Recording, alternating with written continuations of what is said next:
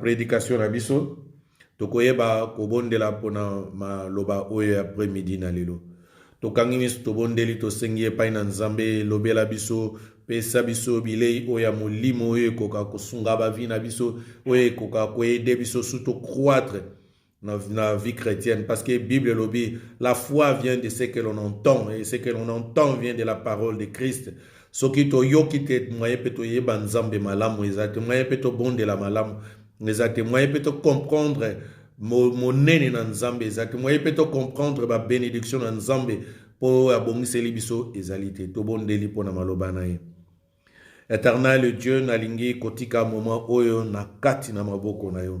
Nzambe nasengi ete lobela biso kolobela kaka bande côté mais lobela na ngai Seigneur ete utiliser tout simplement bouche na ngai mais utiliser pe matoi na ngai Seigneur pour ete koka ko saisir parole et comprendre yango ete parole e vanda na kati na motema na ngai parole e koka ko édifier ngai parole e koka ko pesa ngai nature mususu ya sika afin que je sois capable ya koyeba kotambola lolenge yo Nzambe yo olingi ete éloigne ete oyo nyonso ekoki kozala esprit ya distraction oyo nyonso ekoki kozala esprit ya perturbation oyo nyonso ekoki kozala esprit ya égarement ya pensée na telemeli yango nyonso na kombo na Yesu Masiya na tiki moment oyo ya prière ebandeli ti suka etika yo ozala motambwisi tika ete yo dispose nyonso afin que gloire pe honneur ezonga kaka epai na yo nkolo na nyonso na bondeli boye nyonso na kombo na yo Yesu Masiya. Amen. Amen. Alléluia. Amen. Alléluia. Amen. Ok, lelo thème na biso eza toujours comme enseignement na laka kibino déjà na ipsa kibino que je vais parler d'un thème où eza réellement l'actualité mais j'aime quelquefois mona mususu nazo koyoka thème na baza kolobela batu baza kolobela ngo mais quelquefois il y a des choses nazo mona que peut-être eloko moko il fallait kobeta c'était na place wana et ya mwana na lingai kolobela souvent ces derniers temps j'entends beaucoup, pas comme d'habitude, avant, les gens parlaient beaucoup de la prospérité, mais ces derniers temps, toujours, il y a des esprits mauvais, Mais je voulais comprendre, parce que nous sommes vrai, mais quelle est notre attitude à nous? Comment tu peux comprendre les esprits mauvais? Parce que par rapport à la Bible, qu'est-ce que la Bible nous dit par rapport à l'esprit mauvais? Ce n'est pas faux que l'esprit mauvais c'est vrai. Mais comment par rapport à Bisso, étant que des enfants, comment tokoki se comporter et quel est le danger de arriver devant l'esprit oyo? Alors, thème en général, Kabola qui en trois parties. Donc, j'espère que na kokosala ngo peso na 3 dimanches oyo. Donc 3 dimanches et lundi. Thème nango général, thème principal est ali l'influence du monde des ténèbres. L'influence du monde des ténèbres. Et Lelo, première partie, c'est quoi le monde des ténèbres? Et la deuxième partie, comment le monde des ténèbres nous influence. Et troisième partie, et le monde des ténèbres le monde des ténèbres peut-il influencer les enfants de Dieu? Voilà où on est à la partie à Souka. Na ebiete partie à Moutuya, nous sommes na kabolaka, na lingara d'abord ko introduire na no batwa comprendre réalité à likambo, cadre et loko na lingina solola. Et maman ya Moutuya nanga souvent ils ont la deuxième partie place influence oyo. Yango des thèmes penza l'influence du monde des ténèbres Rolanda dimanche prochain. Mais les lots na lingina no ko introduire na no peut-être vous allez moins d'explications, mais dimanche prochain, tu vas penza na muzindo, tu vas comprendre biloko mususu penza, oeza mutu ya na katia. Parce que cela m'a pris quand même des temps, il y a des recherches. Nazwa qui temps il y a pour ça la recherche, ce qui n'a promis qui était que je vais parler de ça, parce que nazwa qui temps, masala qui va recherche, na tanga qui na lukai ko tanga mingi, na tanga qui même biloko est très dangereux que je ne souhaite même pas botanga. Mais n'a ko expliquer yango. Mais thème ya lelo n'est thème principal toza l'influence du monde des ténèbres. Et lelo, c'est quoi le monde des ténèbres? Ténèbres, bisonos toyebi balobelaka ténèbres linkoloba mulili. Et souvent balobelaka contraire ya mulili la lumière. Souvent lumière na ténèbres. Et deux choses toyebi na moi mingi tozalaka na lumière, éclairage ezali tozomona nyonso et ténèbres toyebi ke mingi ezalaka mingi na butu. Mais souvent, tant tozo kolobela awa na niveau ya tolobili monde ya ténèbres, to tolobili ténèbres na kati na Bible, elingaka kaka na sens ya butu te. Au sens oyo na kati ya butu après 18 heures. Parce que na monde ya ténèbres toyebi biso nyonso ke eza monde oyo ezali ya be esprit mauvais. Et monde ya lumière eza monde oyo ezali ya nzambe. Mais les gens croient que l'homme sous bazo sangisa babilo kwana nyonso mibale tango balobi ete monde ya ténèbres azo komona okaka butu et komi tango ya bandoki et komi tango ya esprit mauvais. Non, ce n'est pas que la nuit oyo esprit mauvais salaka, en tout cas vraiment bolandanga bien, esprit mauvais salaka kaka teka ke na butu, mais esprit mauvais pe esalaka pe na moi. Donc, yom tozali kaka obanga kaba esprit mauvais kaka na butu, tu te trompes. Toi qui ne prie que par exemple quand yebi que na minuit avant là lo yebi ka ke esprit mauvais et koya kotungisa, mais même quand tu marches na kati na nzela, yeba be esprit mauvais pe et koki kolanda yo. Bat mususu bazala envoûté, ba misala mabe salama, likam yela bango na moi, non pas na butu. Donc ezate ka ke misala mabe salama kana butu, mais koko salama pe na moi. Donc, par lumière, toyebi ezoko représenter eza tout simplement image ya oyo ezali ya malamu. Mais lingi koloba kaka te lumière oyo ya journée. Mais na Bible comme bazolobela mingi lumière eza ko représenter makambo ya malamu, les biens. Et les ténèbres eza ko représenter oyo ezali ya mabe. Et toyebi oyo ya mabe ezali influencer na be esprit mabe. Et toyebi oyo ya malamu e utaka mingi epai ya nzambe.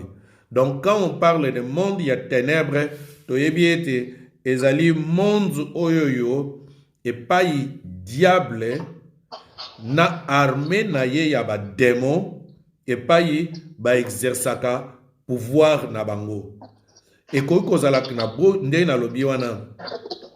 Ekoki kozala na butu, ekoki kozala na butu, ekoki pe kozala na moi. Mais toye bakaka tango tolobeli ke monde ya ténèbres ezali place oyoyo, pouvoir oyoyo ezali ya diable na ba démon na ye, armée na ye ya ba démon. Et toye ba ete na kati na mokili oyo bayekolaka nyonso. Nyonso komona mabele bayekolaka bayebisala ke étude ba pétrole. Je ne savais pas que ne bandeli ya vie chrétienne nangai, il y avait une science oye kolaka sur ba démon. Et un jour on a ba recherche nenga tozokolaka na vie chrétienne, je suis allé découvrir qu'il y a une science aussi kolaka sur les démons. Comme il y a aussi une science oye elobelaka sur ba ange, et il y a aussi une science oye kolaka sur ba nzambe. Oyo toyebi bisono so bingango théologie. Wana yekolaka sur banzambe et oye yekolaka sur ba ange babenga ngo angéologie et oye yekolaka sur ba démon babenga ngo sur la démonologie. Alors nazalaki dernièrement parce que j'entendais les gens parler de démons, de démons, de démons, de démons. J'aime pas parler des choses comme ça. N'ingaga ko comprendre ko kenena fond ya likambo. Les démons c'est qui, comment est-ce qu'ils fonctionnent. Et en tout cas, vraiment, j'ai pris le temps. Ces documents qui moi mingi sur ba science oyo sur non pas que sur science pour comprendre un peu les démons, c'est quoi, c'est qui et comment est-ce que ba démon va fonctionner. Parce que au côté et l'autre côté que sans comprendre exactement. Lelo mingi tozolo bela ndenge na répété wana ete mingi bazoko lobela sur ba démon. Mais na yeko comprendre que message wana vraiment ezali limité. Et mais nako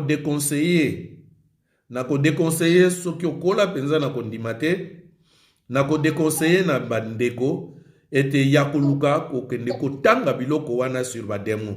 Soko kola nako ndimate laisse tomber kokende komi kotisa na biloko wana te parce que eza eloko moko eza très dangereux. Sur ba démon là c'est très dangereux. C'est très dangereux koluka ko découvrir ba biloko wana. Na ko pesa un exemple parce que na kati na science wana ba ko kolakisa comment est-ce que les gens invoquent les démons et diable a besoin de que yo oluka vraiment o invoquer ezala mususu nazwa exemple ezana ba formule mususu oyo basalaka pona nini ko invoquer ba démon yo ko tanga no tout simplement tangu yo tangi okomi koloba yango yozo yeba teke yo bengi démon moko akomi koya kolanda yo. Donc je déconseillerais na bandeko que faut vraiment faire attention que olingate que olukomi kote sana monde ya ba démon wana koluka lukao se contenter na oyeza l'essentiel. Donc ngape naza vraiment na besoin que na kota na détail na expliquer tout parce que na luka ki pe ko kota na bozindo penzate je voulais comprendre l'essentiel et comment est-ce que les démons va fonctionner dans la vie na biso. C'est ce qui m'intéressait na kati na ba vie ya bato. Et j'ai compris que même si en souana, ce sont souvent bateaux basalaka l'exorcisme, oyo ba chassaka ba démon, et puis na ba sataniste, mutu basalaka ba étude wana. Parce que wana ezalaka livre ya ko se documenter. Ezana ba document mususu, bazana ba livre na bango ya ba sataniste, oh il faut faire attention même ko ko cham misu kunate. Même ngai je ne peux pas na linga ko tanga mingi mena ko ko cham misu na ba livre onate. Na ko pesa minonga un exemple, il y a des livres moko les biso to Bible to tangaka Bible na biso to utilisaka ezana ba Nouveau Testament na Ancien Testament, mais il y a la Bible moko livre la Bible de Satan ezali pe na kati na mukilo il faut to yeba yango. Il y a la Bible de Satan, il y a l'église de Satan faut yeba yango. Il y a ba depto ba kendaka na église wana na sina landa kuto reportage moko boye si l'église de Satan. Donc il faut faire vraiment attention sur la science OE. Les gens parlent bazokolobela mais ba yebi penzala mususu nature angote. Ngala ngai kozoka l'essentiel comment ndengeni ni esprit wana influenceaka ba vie ya mukili oyo. Pourquoi na lingi vraiment kokota na bozindo mingite? Parce que na landika tout simplement ce que la Bible a fait. Il faut se rendre compte que ce que dans la Bible, ce qu'on landi sur la démonologie, on peut remarquer que la Bible n'a pas trop parlé de Satan. Alors, Satan, les diables, l'homme s'appelle comme Lucifer, l'homme soit Belzébul, et puis l'homme soit les démons. Mais la Bible a kota vraiment dans mouzinote comment ce monde-là fonctionne. Et je me demandais, mais pourquoi Nzambe a expliqué qu'il était vraiment comment le monde wana ténèbres ali.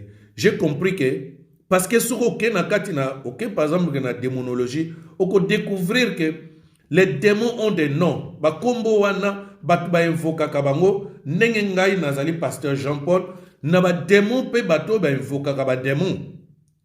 Ba yebi ba kombo ya ba démon na donc ba benga kana mona ba kombo na bango soko bengi ye o invoquer na kombo na ye abimi à apparaître au moni pe a saleli eloko oyo lingi.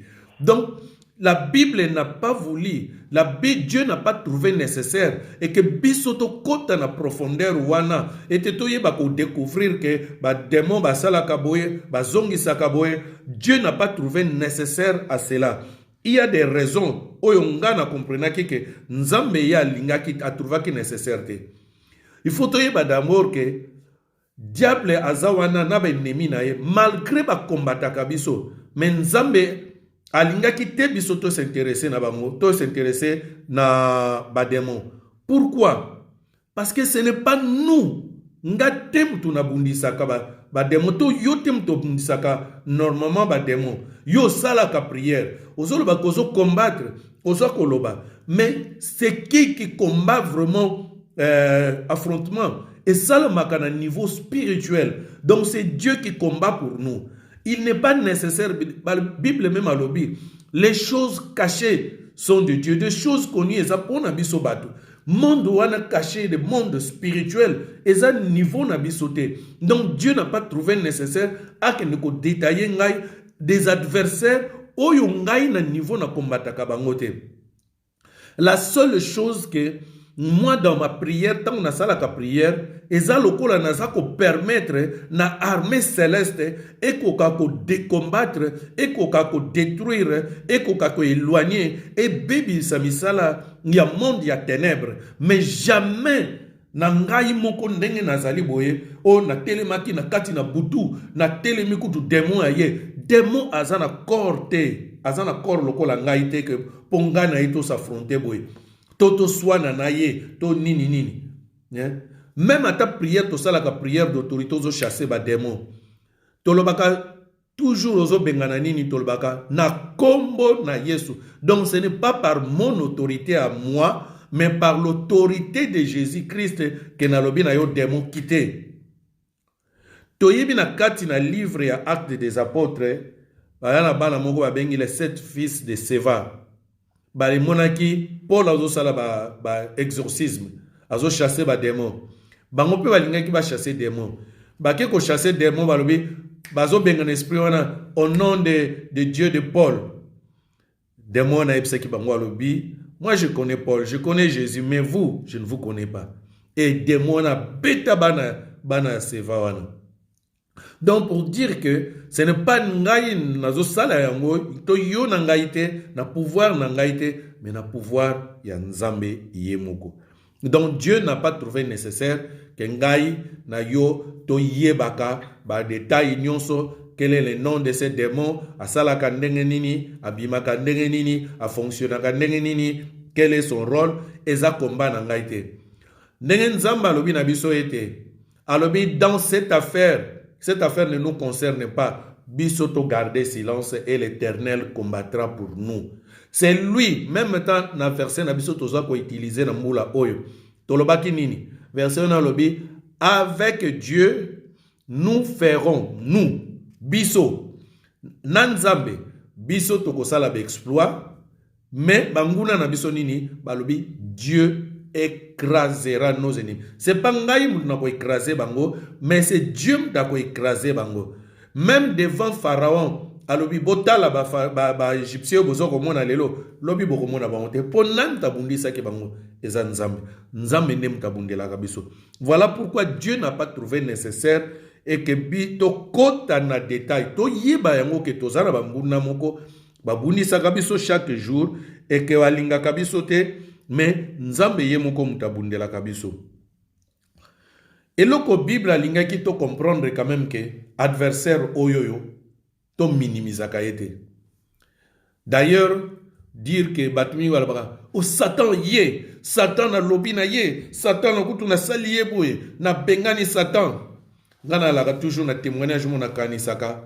Ndeko moko alobeta ba témoignage na yoka. Oh ngana zalaki likangu ya Satan. Mususu aye ngana zalaki secrétaire ya Satan. Arrêtez. Arrêtez. Ça ce sont aux blaguer. Wana ozako blaguer, ozako sala liseki. De tels témoignages, ceux qui nazawana peut-être na kolingate na longwaka pour ne pas faire scandale. Wana ezako endormir les gens.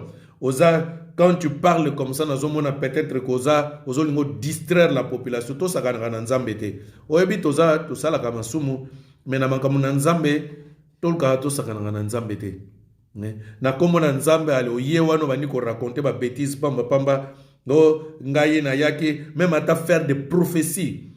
tokebaka biloko wana dire les choses na kombo ya nzambe kosa bato kaka olobika baona na kosa yo na obligé boye kokosaka baprophétie te kokosaka likambo na kombo ya nzambe te kosakana na kombo na nzambe pamba te et faire des témoignages comme ça nazalaki secrétaire. Diable aza puissant, diable aza puissant et les gens le négligent et les gens veulent l'ignorer. Obi diable na stratégie na ye, il a voulu tromper les gens. Bato ba dessinaka ye na image moko o aza vilain moko boye na yoka kutu ndeko moko ayemba nzembo na sepelaka nemi vie maseke azo benge vie maseke. Mais qui te dit que diable aza na maseke? C'est le monde qui l'a décidé comme ça. Diable ye moko kosa ka population wana. Mais diable c'est quelqu'un, Bible azolo banabiso même que il est très beau. Il est très puissant. Donc son même le diable se présentait pour son ayo nanga na yo ba pasteur yo na moni yo na cause na confiance na yote mais yé muto na moni vraiment na confiance parce que azana nature moko o yo nanga ito za loin ya ko s'imaginer. To pesa biso image à Satan amabe. Et comme il est puissant, Dieu ne veut pas que tout se focaliser parce que ça le kola même attending na zolo bela boé. Azozo moi le coup moi on sepela lobi on parle de moi. C'est lui ce qu'il veut. Nzamba lingite que le peuple de Dieu se concentre, se focalise, bacha makanisi na bango na ennemi wana. Mais nzamba lingi to tia makanisi na biso ne pas naye au lieu que to se concentrer kaka na diable. Je vais prendre l'exemple na zwaka mingi. Les gens, je trouve ba chrétien le mususu toza komi tungisa le mususu sur le problème il y a ba démon ba sali boye. Na mitunaka mais tozo bosa na se Bible alobi na biso. C'est Dieu qui garde Israël. Yem ta protège kabiso. Yem ta garde kabiso. Yem ta za lokola forteresse pour nabiso. Et eza lokola nazana garde corps. Nazato na nzambe nazo comparer na garde. Nazo kuto garde corps kaka. Nazu kaka exemple ya mutu. Mais ceux qui naza sûr na surveillant na ngai na veilleur na ngai. Kaza un bon veilleur. Nga na kola la tranquille na kata ndako. Parce que na yebi ete bato bazingi baza ko surveiller ndako nanga ba ko protéger ndako nanga malamu même ata banguna baye ba ko kokota te na kati na ndako nanga. Mais il y a des chrétiens qui se tourmentent, on dirait que bango baza prêt na kati buto mona ko lala te. Oui, je dis bien ko veiller pour la prière, mais ozomo na lokola yazo ko bondela, on dirait que c'est lui qui va au combat azo telemela nini bondela pa ina nzambe tika nyonso na maboko na nzambe nzambe ne mutabondela kabiso. Il faut toyeba yango que Dieu veut que to tchaka confiance et pas inaye, mais to alaka paniquer na ba démonter. Parce que azab azana puissance. Mais Dieu a limité to craindre ye. Dieu a limité que to pesa ye valeur wana oyo lam suso ko kozana parce que oya zana kati na biso nzambe na biso. Aleki Satan na nguya. Et nzambe wana mta défendre kabiso. Donc Dieu ne veut pas. Voilà pourquoi la Bible ne trouve pas important à que nous détailler biso. Il y a tel démon à Salakaboye, il y a tel démon à Zongisakaboye, il y a tel démon ezali pona boye. Na biloko wana na niveau ya ba démonologie to ba sataniste. Ces choses-là et qu'il y a beaucoup plus profond que ndengo parla. Mais surtout on parlait kaka les démons des eaux. Oui, les démons des eaux, mais tu connais les démons des eaux, c'est qui? C'est vrai. Na lingala na biso to baka o Babisimbi, l'esprit mabe ezana mai. Oui, l'esprit mabe ezana mai. Mais l'esprit mabe ezana mai, ezana likolo, ezana mabele, ezana partout. Ezana Europe, ezana Afrique, partout, l'esprit mabe ezali. Oh, ezali ko agir. Mais Dieu ne veut pas que tu s'intéresses. Na kati na Bible, au comment même que il y a des noms où ezana kati na Bible, na niveau sur aucun démonologie, tu vas les retrouver. Ezaba même nom, il y a bisim oyo ba combo oyo to mona kaka la su combo ndengwana. Mais c'est un nom que na monde il y a ba démon oyo ba utiliser pour na ko invoquer l'esprit à mai. Donc il faut vraiment, Dieu n'a pas trouvé nécessaire. Dieu n'a pas trouvé nécessaire pour na ngai na yo to kende ko lukaka to yeba ba démon nyonso démon azaya boye démon azaya nini démon asalaka boye démon azo nzambe mutabundela kabiso. Dieu veut que tu se concentres et pas na yemoko. Et d'ailleurs même na kati na Bible to ko remarquer que ba kombo mususu mingi za na kati na Bible wana biso to yebika ba kombole mususu ya ba idole ya ba nation mususu ezalaki ko utiliser. Mais or, bakombo wana soki na démonologie, ce sont vraiment les noms ya ba démons. Exactement bakombo ya ba démons. Neti na mona ka kombo moko, bakombo par exemple ya Baal, bakombo ya Astarte, hein? Mais ça bakombo ya ba démons penza na monde ya démonologie. Ce sont vraiment des démons. Et ça là que côté que oyo ba salaki, oyo bazalaki ko représenter soit disant nzambe na bango. Mais c'était vraiment des démons, des princes des démons. Parce que monde wane ya ténèbres, ils ont une organisation. Ils ont leur chef, les diables, et ils ont leur prince.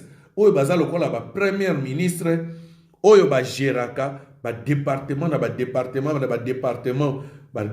par exemple, il y a richesse, ba département, il y a nini, il y a gloire, département, il y a nini, il y a ba combat. Donc, il y a plusieurs sortes. Il y a prince, il y a monde, il y a ténèbres, baza tellement ébélé. Ba kombo mingi to retrouva kakuna, oye ba like ba idole tout simplement ba Baal, ba Astarte, ba Belzébul, o ba Léviathan. Ce sont des noms, ce qu'aucun a démonologie, tu vas les retrouver, et ça comme ba démon. Et ça vraiment ba démon. Donc, la Bible, même que na yoka ba pasteur mususu, la culte des anges. Il faut faire attention. Parce que les anges, c'est qui? Démons, les démons, c'était des anges. Ti lelo babenga ange, mais babenga pour faire la différence na ba ange ya Nzambe, na ba ange ya Satan, babenga ba ange déchu. Les démons, ce sont des anges déchus. To ba démons, to benga les démons, ce sont des anges. Et na katine église musu yoga, oh, il faut invoquer un ange. Quel ange?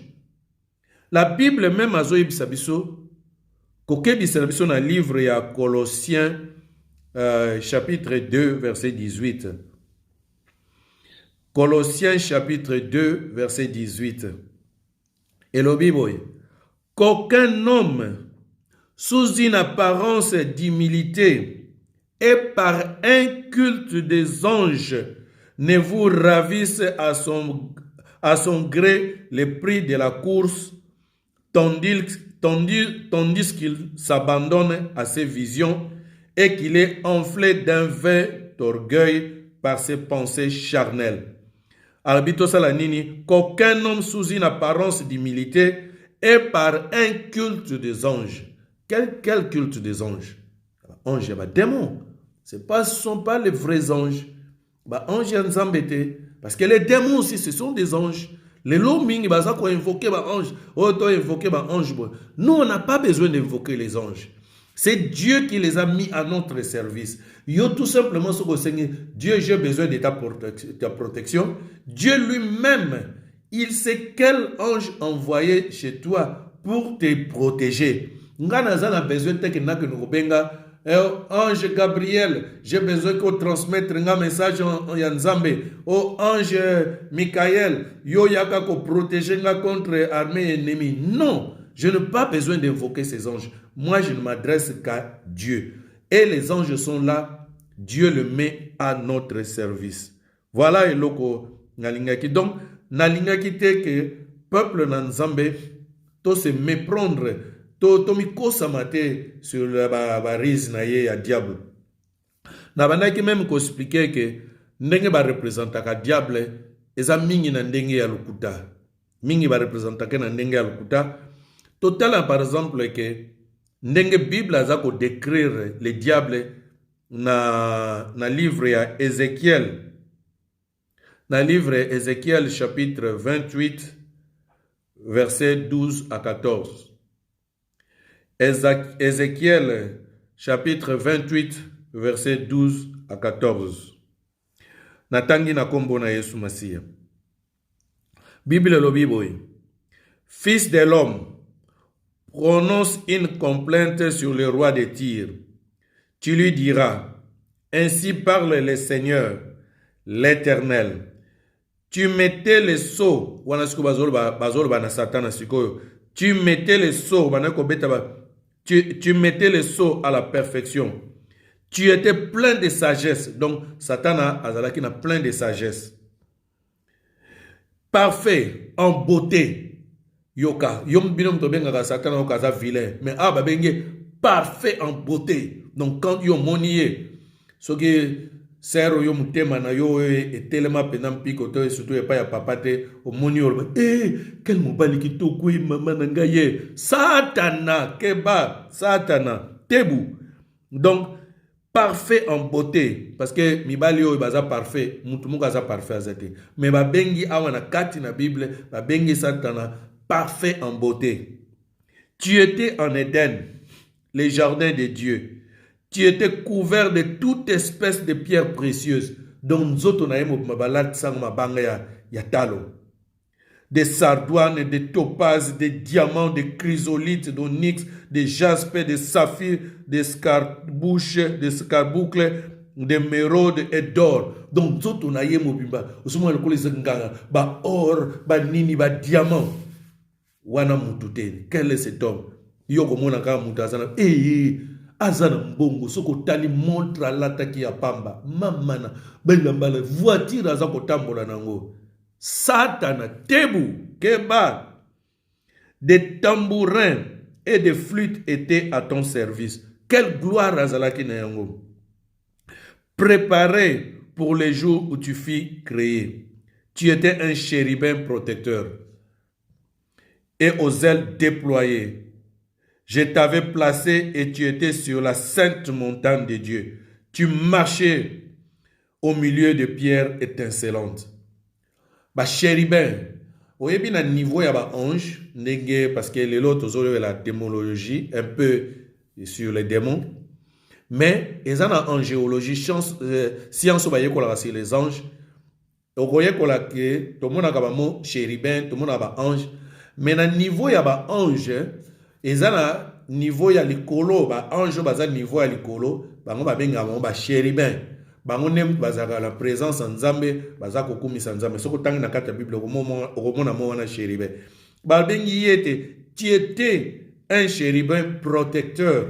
Donc azalaki pas n'importe quel ange, azalaki ange moko ya munene. Donc voilà un peu soyo Satana li. Donc Satana aza source ya mabe parce que na mukili oyo mabe ezala kité. Tout le mal est représenté par le diable.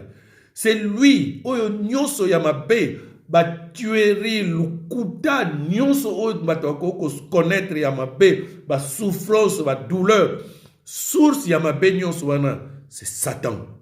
C'est lui. Azawana il n'aime pas atondana haine.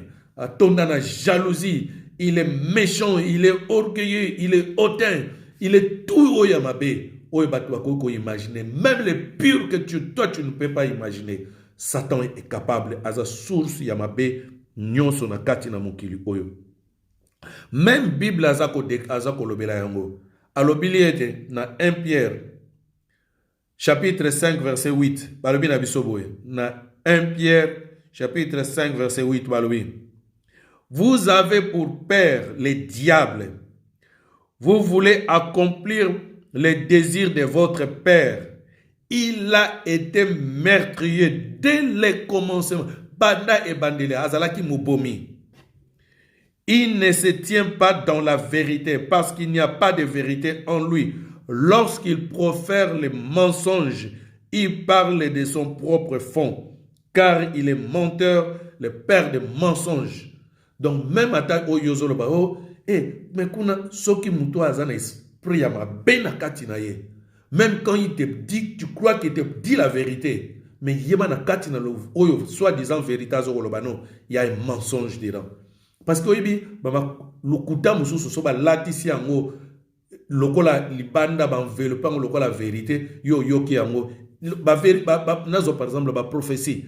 Soki mutu azan esprit mabe akoko lobano eloko yozo mona keza vérité na vino esalamaka mais derrière oyo eza vérité wana il y a quelque chose qui est caché oyo ko détruire le final. Donc faut faire attention. Le diable il n'aime pas. Aza jamais d'amour, il ne fait que ce qui est pour faire souffrir les autres. Et diable est réellement où tu as. Parce que tout temps azama be depuis le commencement. Diable nenge tomoni yote azalaki na likolo, azalaki chérubin, il n'était pas comme tous les autres anges, il était parmi les chérubins, donc ange, classe supérieure. Et lui, il était proche de Dieu. Il était nature même.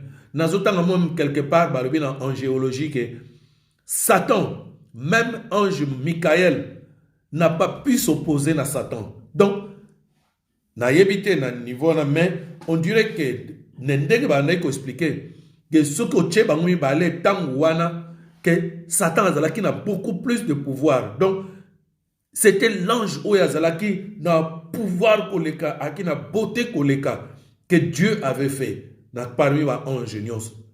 Et cet ange-là était auprès de Dieu. Atalaki gloire o yazalaki nango, atalaki beauté o yazalaki nango, atalaki sagesse, intelligence o yazalaki nango, atalaki nyonso o yazalaki nango munene, gloire o yazalaki nango, et il a voulu prendre la place de qui? De Dieu.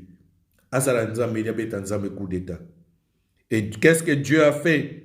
Et Dieu a fait nzambe coup d'état on est chouaki, ngala benga ngo coup céleste. Donc coup ya céleste chouaki. Et Dieu a fait quoi? Dieu a rejeté à Jetaki Nassé, à Bengani kuna na lola. Il a été chassé. Ma longoli na katina na kuri ya nzambe. Atikala kisusukuru na kunate e ba bwaka ki na se atikala kisuna ikolote do ba bwaka ki na se awa na mukili. Et Bible même azolo bana biso na Isaïe pour na décrire biso histoire wana. Na Isaïe 14 verset 13 tina 14.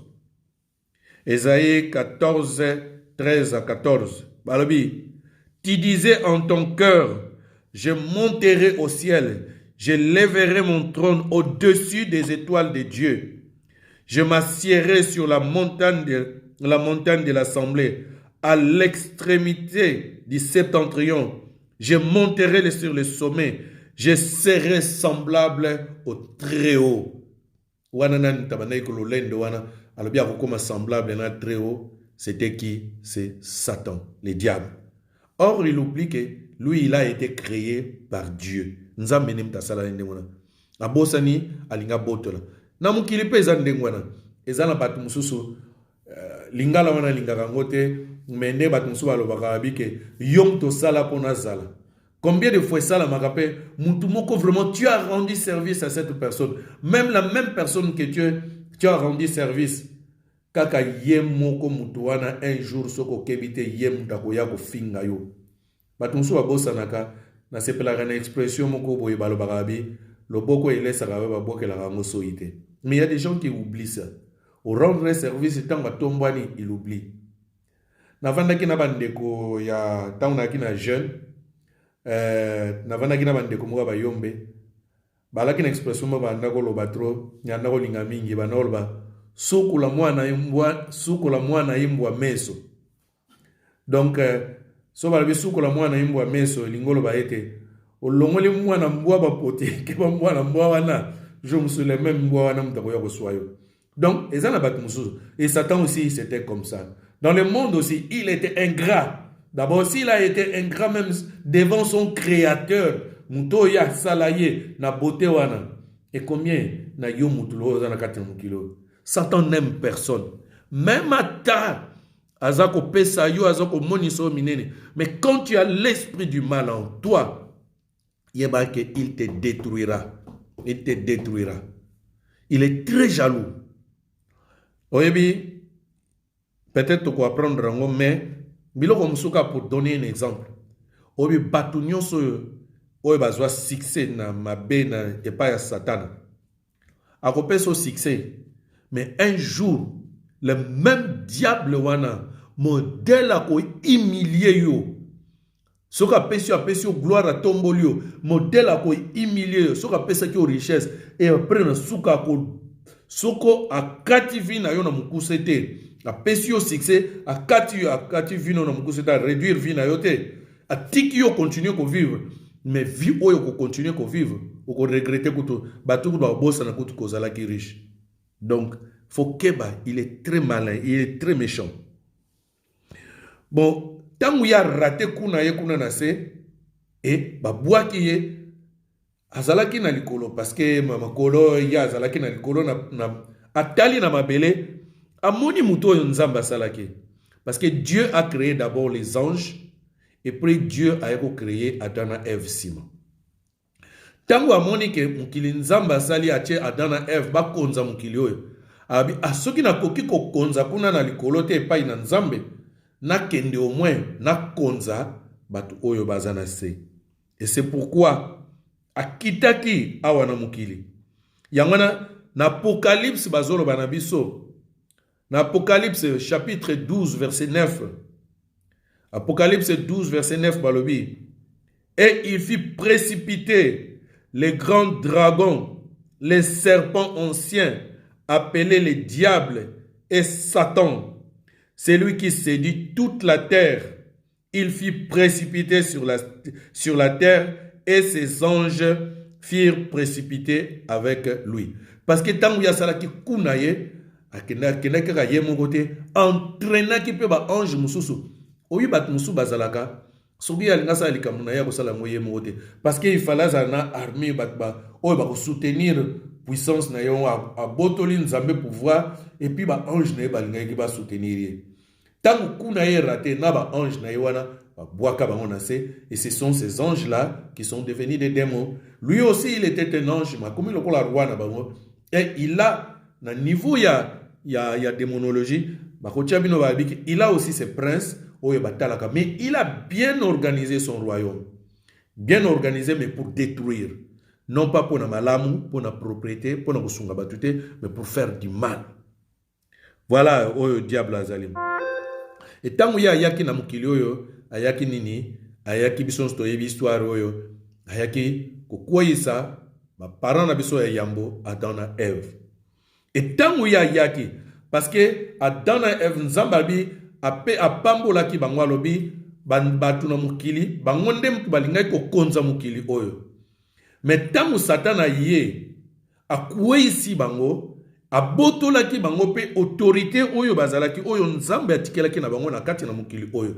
Donc ayaki lokola ku oyo ya rataki na lola ayaki ko réussir ango. Et comment est-ce qu'il a réussi? Na kosala nini? Na ko faire désobéir mutu na oyo nzamba lobaki. Voilà point faible ya mutu devant Satan. Quand quelqu'un désobéit à Dieu, donc il ouvre directement à comme disponible. Tant que ko banga nzambe, je vous dis déjà to développer wana eloko wana sima. Na niveau ya esprit, ya monde ya ténèbres. Ndeko na ngai bakoki kolakisa yo ba jeûne, bakoki kolakisa ba prière, kota ba jeûne et prière il y a 100 jours. Mais tu ne seras jamais fort devant le monde des ténèbres si tu ne sais pas marcher dans la sanctification. Voilà pourquoi le getinek ngana na landisa enchaînement, na enchaîner mon enseignement au boy. Na bandaki na sanctification. Voyez c'est la force d'un chrétien. Okoki ko bonde la kani, okoki ko yeba ba verset biblique ata ndenge nini de A à Z. Okoki ko jena kanayo, okoki ko zana titre moko munene, o archipasteur, archibishop, donc nani, le maréchal de ce qui y a nini ya lola, mais oh la bouche autorisée, mais quand tu ne marches pas dans la sanctification, yeba ete tu es vulnérable. Osa rien liboso na force ya ténèbres. Bako yeba ko sasa yo. C'est ce qui s'est passé aussi. Ce que le diable a fait. À quoi ici Adam et Ève a botola ki bango autorité. Donc voilà, ce qui donne la force d'un chrétien, c'est la bonne relation dans Nzambe. Parce que Nzambe ne muta bundela kabiso.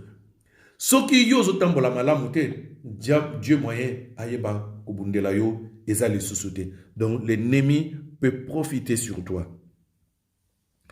Biso toyebi ete tozali ya Nzambe. Faut toyeba ke mukili oyo ndenge ezali lelo. Toyeba ete eza sous puissance, sous domination ya Satan. Yangona bazobenga le prince de ce monde. Yangona na 1 Jean chapitre 5 verset 19 balobi boy. Na 1 Jean chapitre 5 verset 19 balobi, nous savons que nous sommes de Dieu et que le monde entier est sous la puissance du malin. Mukili oyo yonyos ningozomona depuis Adam na Eve bakweya et koma ko konzama na Satana. Mukili oyo koma ko konzana na Satana. But na ye ezali ayaki abotola ki pouvoir comme ye ayi azako ignorete. Ayebi que pouvoir na ye tant na ye oye ko exercer pouvoir na ye eza limité. A cause la libella na libellate. Un jour, il faut Dieu a condamné. Mais en attendant que Dieu a condamné, qu'est-ce que lui a fait? Yé projet na ye nini akamat aluka a entraîné batu oyo nzamba sala po asala nini akende na bango na lifelo. Les jours lui il sera condamné.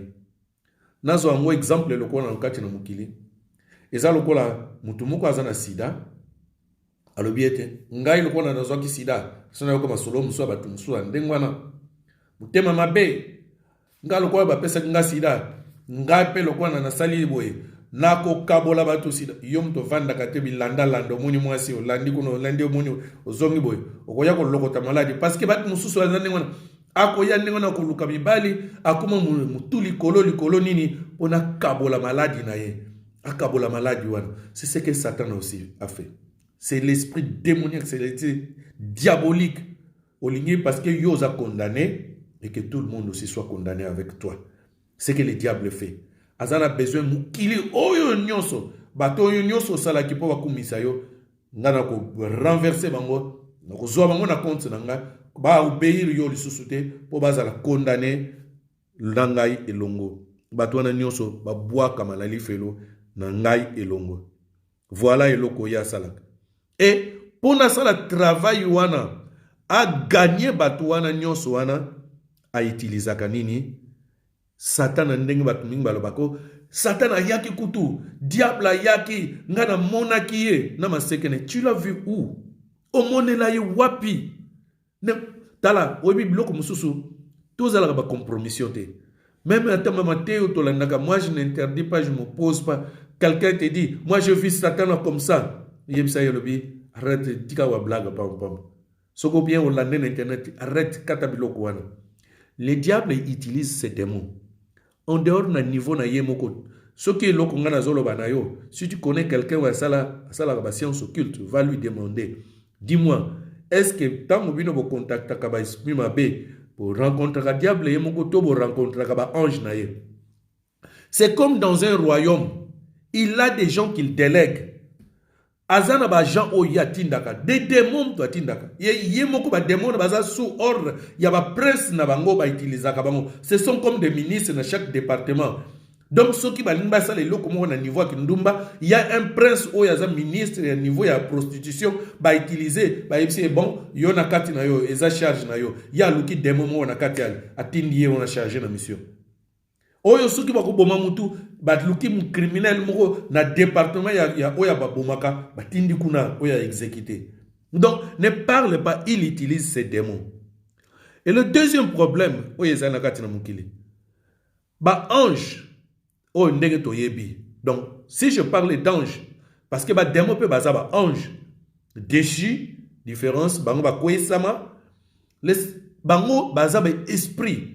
Les anges bamona kabangona misu boyete bazab esprit azana nzoto te azana corps te mona boye okoko simba yete moyen pe boyo sona nene boyezate. Et pour na ba ange wana ba exécuter ba mission na bango malamu na kati na mukili oyo, ils font la même chose que Dieu fait. Nzambe po sala abongola bat na kati na mukili oyo, Dieu utilise ses enfants bana na ye oyo to bengami bana na nzambe potolo aka serviteur de Dieu, pasteur. Mais toi aussi qui crois en Dieu, tu sers Dieu. Nzambe pas on a besoin de service.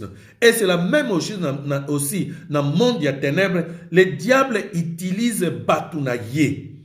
Azana batu oyo batia esprit na bango oyo bakoyi ko sala mabe oyo diable azana besoin ça. Et yana batu wana place balingi ba détruire mutu ba tonga ba salir réputation na yo baluki mutu oyo aza na esprit wana oyo bautilisaka serviteur na bango ye wana nde mutu akosala parce que moyen bademo bakende kopanza osanga mabe eza te bakoutilize kaka na tout autour na yo mutu oyo bamoni ete oyo aza serviteur na bango mpona kodétruire réputation na soki balingi bayiba yo bakoutilize mutu oyo bamoni ke oyo ba esprit ekoki koya na kati na ye comme ça mutu wana nde mutu ali donc les diables tous les démons n'agissent pas directement na kati na mutu boye bautilisaka toujours baserviteur na bango comme ndenge nzambe autilisaka biso poto te évangile ndenge moko mpe diable autilisaka bato na kati na mokili donc soki na koyeba kokeba il faut toyeba kokeba des gens qui sont tout autour de nous qui oyoyo yango nalobaki notre prière napesaki témoignage na ebandeli ete ntango toza koprie nalobaki ete tobondela nzambe arevele biso banani oyo baza tout autour na biso oyo baza utiliser oyo baza na mitema mabe oyo baza na haine epai na biso et Dieu a révélé des gens comme ça. Les diables quand il veut te faire du mal il ne cherche que tout autour na yo nani oyo quel est ce serviteur là oyo ya ko utiliser pour être asala eloko oyo ye balingi na vie na yo. Nena robaki wana te na monde à ténèbres il y a beaucoup de spécialités. Ezana ba démon po mingi to kansaka ba démon asala kindumba asala makamoko ba baby ya salité ya kubunda.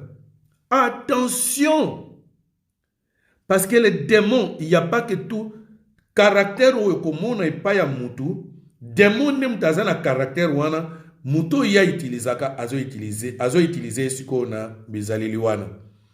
Si y a un démon ya kindumba azana kati kosala na kati ya mutu wana omona mutu wana koma na kindumba. Si y a un démon moko ya agressivité azana kati na ye omona mutu wana koma na agressivité. Si ezana démon oyo ya songi omona mutu wana azo utiliser à pousser pour asala ka songi. Mais ne crois pas que tous les démons, ce sont des démons méchants. Et les démons bien basali. Les démons d'abord, il ne fait que de mal. Jamais un démon, des anges déchus, on a tout simplement au service du mal. Kaka pour ma salama. Mais il sait qu'il faut craindre. Il y a des démons qu'on appelle des démons gentils. Amonanaka, ayena kati ya mutu. Yaona ebisoke yana bat mususu jour ako sala yo likambo otikala munoko bouche be ya solo yem ta sala ki vraiment boy ya solo yem ta lobaki biloko oyo nazo ndimate ndenge tozalaka na ye azamala tellement au point que confiance na ndengo mona kaina douceur na yo monika kage batama beba lobaka mais ba démon oyo azana kati na yaza démon moko ya douceur oya lali saka batu pena pongi akoyo kutonga bato azo ko détruire azo lia yo na cesse oye bakate jour ako sili solo poso oya kusutu ko yem ta salanga vraiment boye parce qu'il y a des démons qui sont comme ça. Donc diable azana ba stratégie nena lobi agisa kana batu mususu na ko menacer bango akoya ko tyo vuya nezate ko lali na kati na butu uzo mona bazo combattre yo net mikolo. Je vis dans des combats. Je vis chaque Mikolo Nyoso. Donc, n'a évité peut-être parce que je préparais cet enseignement où il y a autre, il y a prière, tout quoi. Je vis dans des combats. Mais quand c'était que les démons ne sont pas dans des combats, les démons ne sont pas dans ndenge ya douceur, ndenge ya kimia. Yo mona batwazo bananga be batwazo yinanga mais muto aza tellement gentil. Keba parce qu'elle s'approche de toi. Nzambe nem kaye baka mitema ya batu. Il n'y a que Dieu. Dieu révèle-nous qui sont bons avec nous.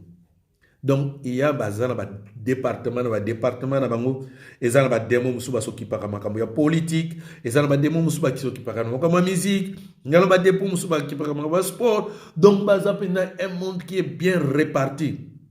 Tant que pasteur Jean-Paul, dans mon ministère, ton yeux to place ni ba yeba lokil kambo ba yebi ke côté koko pesa pete point faible pas batindi démon oyali justement chargé na eloko wana to ya lokuta po bakamata ba induire yon alikamuko ba en erreur. Voilà, c'est ça ndenge ya ligue et fonctionne dans le monde wana.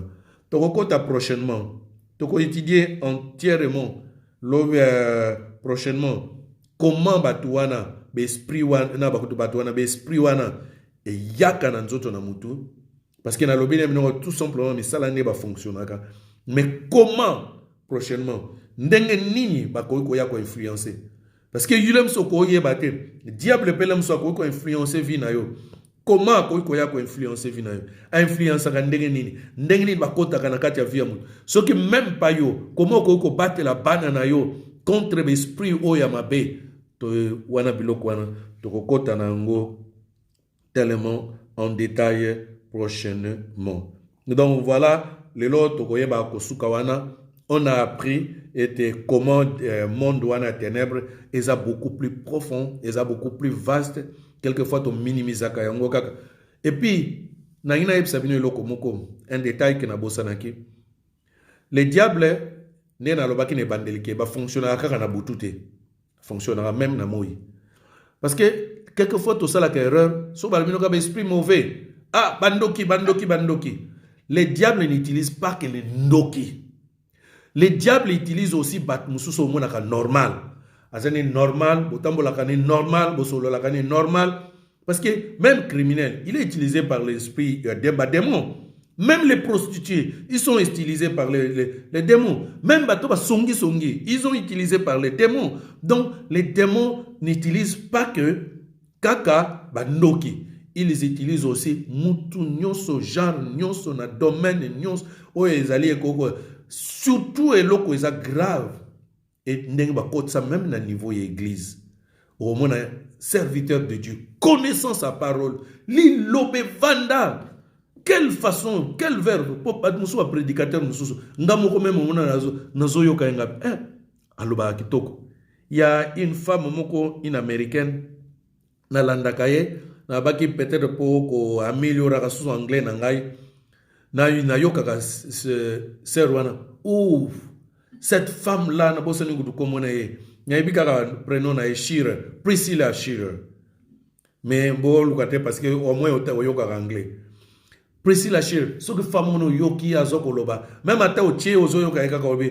quelle expression il aime sozo bangabi mais moi sur yo vraiment ngabi Dieu si tu peux me donner cette grâce natée comme cette femme. Donc ozo ka expression na ye mais le diable peut akoki kokota. Donc diable utilise na moi na butu na nini o aza partout o aza en Afrique aza en Europe na Asie partout ba démon ba jisaka na butu na moi na mai bazali na kolo bazali na mabele bazali na ba domaine nyonso et ce qui est grave dans l'obina kati na l'église ils ont déstabilisé l'église na modèle moko on a bi lelo OK bon et puis c'est pas le pasteur Jean-Paul qui le dit Bible a lobi na tango na suka basakoli na lokuta bakoya tellement ebele bakosala tellement bikamwa au point de séduire même les élites. Ce n'est pas la parole du pasteur Jean-Paul, c'est la parole de Dieu. C'est la Bible qui le dit. Ce que la Bible est lobi yango, c'est la vérité.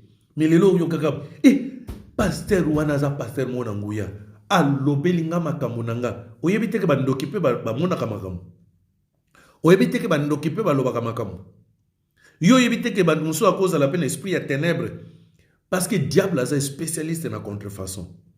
Donc to kengela to keba to senzela vraiment parce que tous vivre tant mukomabe moyini satan a telemi azana besoin à détruire bana à détruire lingomba à détruire bana nzambe to suki awalelo nzambe vraiment yeba kobattre la peuple de Dieu. Rendez-vous dimanche prochain to keba na sengi vraiment en tout cas tous à la disponible et to juin to kokota penza na bozindo yomo komitala est-ce que na kati na libota na entourage na yo est-ce que yo keba parce que l'esprit mabe oyebi eza lokola nyoka eza lokola bombe et vendre ça là que l'autre côté mais un jour quand ça va exploser à cause de l'occasion à quoi agir donc nzamba batte la biso contre l'esprit nous sommes abé. Tobondeli pour la parole, que Dieu vraiment vous bénisse et nous protège aussi. Amen. Tobondeli pour la lioba. Éternel Dieu, merci Namalobanayo. Merci Seigneur parce que vous avez commettre en garde. C'est vrai, Seigneur, je sais que ce n'était pas facile. Ce n'était pas facile de prendre le temps. Merci na commission parce que je sais que même les dimanches passés, c'était une attaque. C'était un réseau et coca kokima. Mais merci parce que tu nous as disposé aujourd'hui. Tokoka ki ko suivre, tokoka ko yoka lilobanayo jusqu'à la fin. Nous avons merci parce que na ebiete malobanayo et koki ko protéger biso. Malobanayo et koki ko préserver biso. Malobanayo yangwana ndem toza ko fungola biso miso na molimo afin que Seigneur ouais, les sous ko tomber na ba ruse ya benemité na ebete nzambe et que maloba oyo et kozala tout simplement l'être morteté mais que cette parole deviendra vivante Seigneur parce que yo oza ko prévenir biso ta parole est là pour nous enseigner nous corriger nous éduquer et façonner biso afin que tout comme vraiment propre pour na yomoko. Seigneur, à travers ta parole, Seigneur, comme ça biso batona sika nzambe, tozana besoin ya liloba na yo nzambe. Et nzambe, épargne-nous contre les influences sur la ténèbres, épargne-nous contre le pouvoir démoniaque, épargne-nous contre le pouvoir diabolique, maléfique.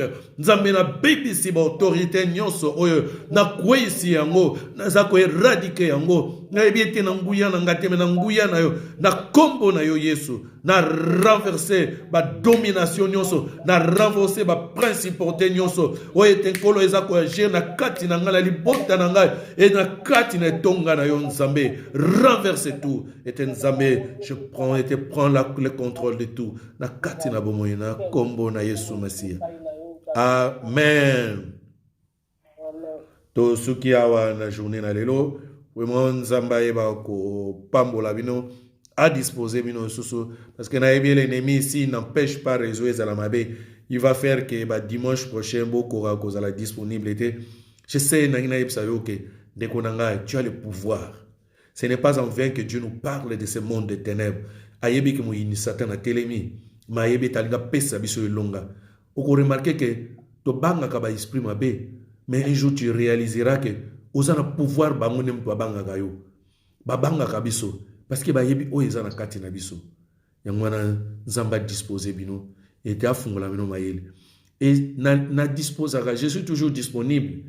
Ce qui est ozana question, ce qui est même particulier et ou question place au comprenant qui te. Ou toujours poser une question. Même après, personnellement, était comme un message au numéro WhatsApp. Comme un numéro privé.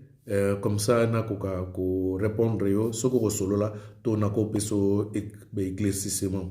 Tout est personnel, problème personnel. Ou est homonique, est spirituel, esprit ma bé, na quatre ils ont quoi intervenir. Sluko solo là je suis là pour nous servir.